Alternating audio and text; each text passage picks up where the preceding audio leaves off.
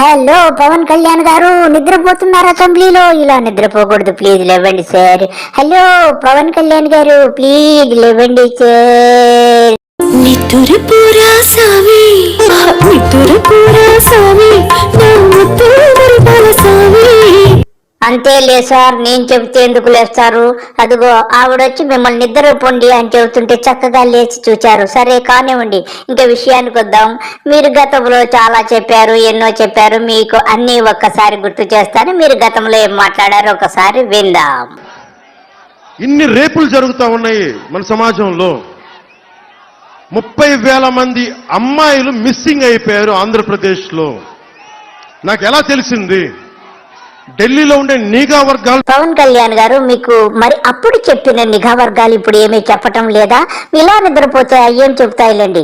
అయినా మీరు కూడా ఏం చేయగలరు? నిఘా వర్గాలు చెబితే కదా తెలుసుకోవడానికి.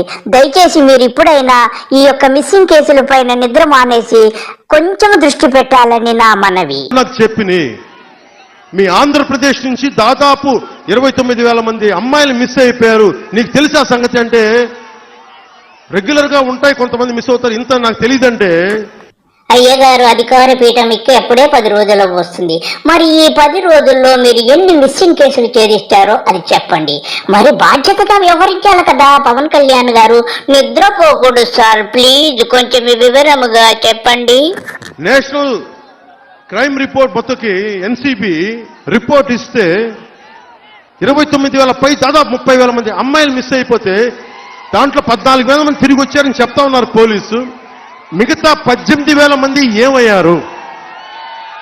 మిగతా ఎక్కడికి వెళ్ళిపోయారు? వీళ్ళ మీద రివ్యూ పెట్టావా జగన్ నువ్వు? పవన్ కళ్యాణ్ గారు, ఇక జగన్ మాట మర్చిపోదాం. తమరు అధికారం చేపట్టి ఇప్పటికి 10 రోజులైంది కదా. కనీసం 18,000 కేసులు మిస్సింగ్ లో ఇంకా తెలియాల్సి ఉందని చెప్పారు. కనీసం 18 మందినైనా పట్టుకున్నారా? చెప్పండి సార్, మీరు అలా నిద్రపోతే అలా చెప్పండి సార్. 18,000 పైచిలకు అమ్మాయిలు ఇంటికి రాకపోతే నువ్వు ఒక రివ్యూ మీటింగ్ ఎందుకు పెట్టలేదు? మరి నువ్వు ఎందుకు పెట్టలేదు రివ్యూ మీటింగ్ ఇన్ని రోజులైనా? చెప్పేదానికే నీతులు గాని పాటించడానికి నీతులు కాదా పవనాలు?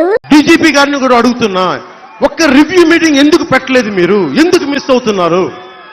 నాకు వాళ్ళు చెప్పింది ఏంటంటే కేంద్ర నిఘా వర్గాలు నాకు చెప్పింది. మీరు ఉప ముఖ్యమంత్రి కానప్పుడు స్టేజీ ఎక్కి కవ్వు కవ్వు కవ్వు అని కాకిలా గరిచారు. మరి ఇప్పుడు ఎందుకు డీజీపీ గారితో మరి మీటింగులు పెట్టరు పవనాలు? మీకొక నీతి, ఎదుటి వాడికి ఒక నీతి.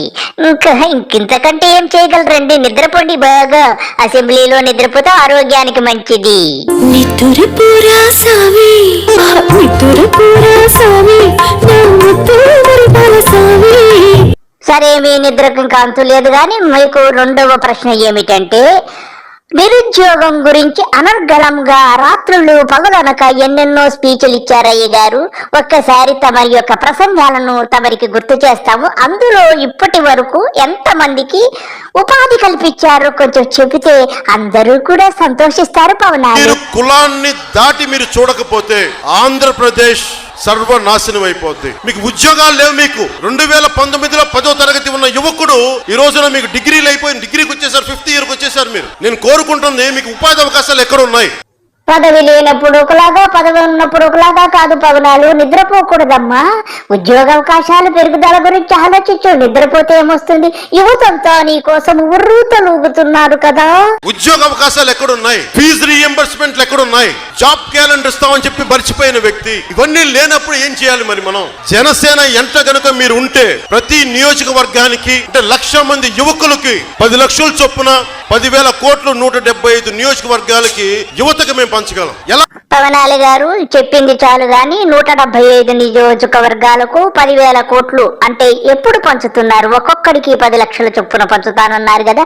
ఆ పంపకాల గురించి ఆలోచించి దృష్టి అంతా పరిపాలన మీద ఉంటే మంచిది. నిద్ర మాత్రము మానేయండి ప్లీజ్. మీరు అడగచ్చు, డబ్బు ఎక్కడి నుంచి వస్తుంది? ఒకప్పుడు ఇసుక ఫ్రీగా ఉండేది. 6,000 10,000 పెడితే వచ్చే ఇసుక ఈ రోజు 40,000 నుంచి 50,000 రూపాయలు 3 కంపెనీలకు ఇచ్చారు. 10,000 కోట్లు నిర్దాక్షిణ్యంగా మనందరికీ కావాల్సిన ప్రకృతి వనరులను దోచేస్తా ఉన్నారు. చెప్తున్నాను. ఈ దోపిడీని కనుక ఆపగలిగితే 10,000 కోట్ల రూపాయలు కిందకి పంచగలం. అయ్యగారు ఎన్నికల్లో గెలవనాక అనేక మాటలు చెప్పారు. సంతోషమే ఇసుక దోపిడీ అన్నారు. ఇసుక నుంచి తీసి తైలము తీసినట్లుగా 1,00,000 కోట్లు తీసి ప్రజలకు పంచుతానన్నారు.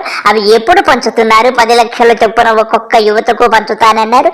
దాని మీద దృష్టి సాగించి నిద్రను కాసింత తగ్గించి భవిష్యత్తు కోసం ఆలోచిస్తారని ఆశిస్తున్నాను. నమస్తే, బాయ్. నితురు పూరా సావి